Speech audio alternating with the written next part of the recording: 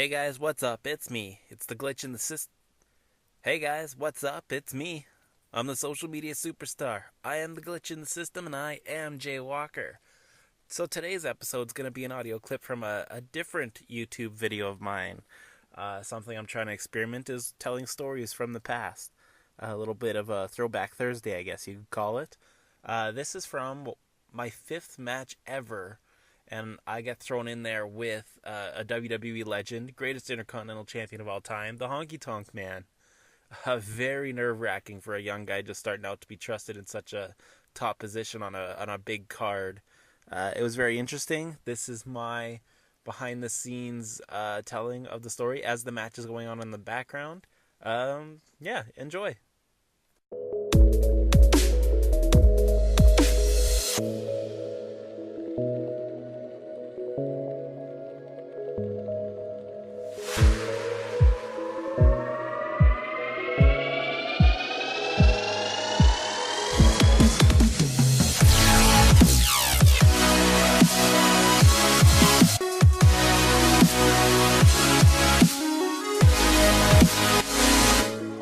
Hey guys, what's up? Thought I'd do a little fun video here sharing you behind the scenes stories of my journey through wrestling. What you're seeing right now and what I'm going to talk about is what was my, I believe, fifth pro wrestling match ever. So, yeah, a lot of pressure for a young, small guy like me to be in such a high, prominent position. Not that this was high on the card main event or anything, but Honky Tonk Man's a big draw. He's going to bring in a lot of extra eyeballs to the promotion that usually don't come and check out a show. And to be putting me in the ring so inexperienced is definitely an interesting situation. I believe I'd earned the opportunity just through working hard and my dedication and loyalty to the promotion and the promoter. Thought he'd give me a bone here, I guess. And Honky Tonk Man's an easy guy to work with.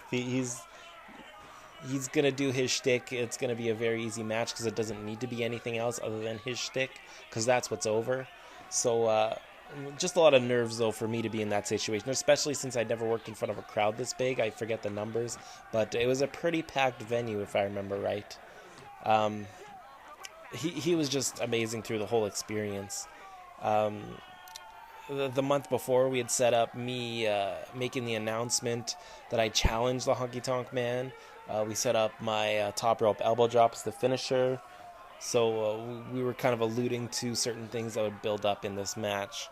Along with that, I'd never met him before. So it's interesting when the first time we meet each other is in the men's washroom. I just finished setting up the ring, so I'm doing my hair, trying to get into the game. And bump into him, and he's there to do his hair as well, and he's making fun of me for using a wax in my hair. He's damn kid, all those Ontario kids are using that crap. And he just proceeded to do his hair with water, which was amazing to just see him do that. But maybe he's been doing it for so long that his hair just sort of naturally forms into the look for the gimmick. I'm not sure, but it was a fun first experience. So introduced myself. I mentioned we'd be working each other. And left it at that. I'd go later once, a couple other jobs were done and we'd put together the match. Obviously, he's the ring general, so he's putting together the match for the most part. I think a lot of younger people that are new are too afraid, or maybe that's just the way wrestling's been built, is to be afraid of piping up and voicing suggestions in a match. So he had the whole match planned out. He actually wanted me to sing the Canadian national anthem in French, which, I mean, on a show with no context or storylines and with, just an all ages crowd, that would probably work if they didn't know me. But this being a crowd that attends, regular shows, and just it not being my gimmick to do anything of the sort, I just cut a basic promo instead. Had to be a heel promo anyways, obviously, just to establish I'm the bad guy, I'm challenging Honky Tonk Man, trying to build up the anticipation to see him come and do his entrance song and all of that jazz. Another thing in the match was he was going to do his shake, rattle, and roll finisher neck breaker, but I made the quick suggestion, and the promoter did want it, to do to tease the elbow drop anyways, to go for it and miss. Obviously, you want the guitar shot in there, so things just kind of naturally pieced together once I made those couple of quick minor tweaks. But other than that, like, he put together the whole match. He made it very simple for me so I wouldn't get lost. He was able to control the entire match. There was one spot I remember in the match that made him nervous. It was when I was putting the heat on him. And I wasn't talking to him because, like I said, I'm brand new. He's been the one calling out stuff.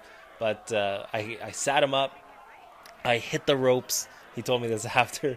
And I give him a kick to the face. And he was so worried I was going to stiff the ever-loving crap out of him. But no, I definitely knew not to push any buttons and to take it very carefully. And speaking of carefully, I didn't expect this. This was something not called, but because the crowd was so into it, I believe. I was working the heat. I believe I had a hold on him. Crowd's really into Honky Tonk Man. I was very surprised for a smarter crowd. Sometimes they tend to crap on the older guys, but they were just very into it. And I no explanation for it, but it worked that night. It was just special. But anyways, I had the hold on him. I'm working on things. And crowds chant for him to get up and fight back. And he gets a couple shots on me, I believe. And then all of a sudden, he shouts, "Slam me, kid." And my reaction, because, like, Honky's a big guy. Like, and especially me at the time, I was 130 pounds. Like, not exactly built for pro wrestling just yet. And here's this big WWE legend who's a little up there in age and probably doesn't want to take a whole lot of bumps, especially to a younger kid, asked me to body slam him. Before I even have a chance to think about it, he's already kind of, helping me up. And so he's up in the air. I grab him nice and solid. The whole crowd blown away by the move. They weren't expecting it either. Dropped him nice and safe, but it made a great sound. Popped right back up, did the Honky Tonk Man dance right away, and then went for my elbow drop. Missed it. Perfect. We set up my buddy, who I was friends with in storylines at the time.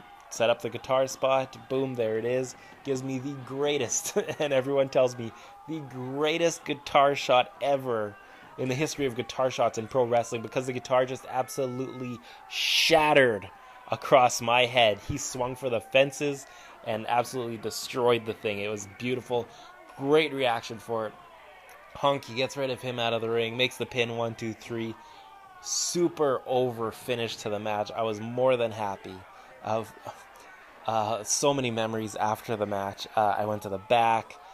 Before the match, he put everything together. We're ready to go out. Just before my music hits, I actually told him, just so you know, this is my 5th match ever, and it's an honor to work with you, sir. And he just looked at me kind of like, holy shit. But no, everything worked out. He took great care of me. I was there for everything he needed me there for. It was an absolutely awesome experience I'll never forget. After the match, I shook his hand, I hugged him, and said thank you for everything. I've still actually got a few pieces of this guitar left, what's left of it. He signed it, awesome. I'll cherish that stuff forever, but just the memory of the match alone was enough.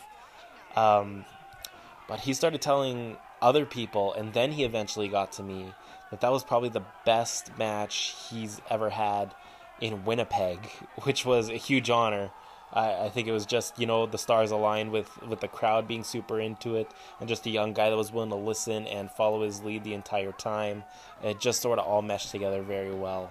Other than that, there was a moment at the end of the show with the promoter in the ring, and just when he said, he went to me just specifically and said, "Jay Walker, I am so proud of you," and he gave me a big hug in the ring. That meant so much to me, because there was a little bit of a spotlight, and there were a whole lot of doubters in my career, and I was able to pull the thing off amazingly, and all the credit in the world is to Honky. Thanks for listening to the story, guys. That's it.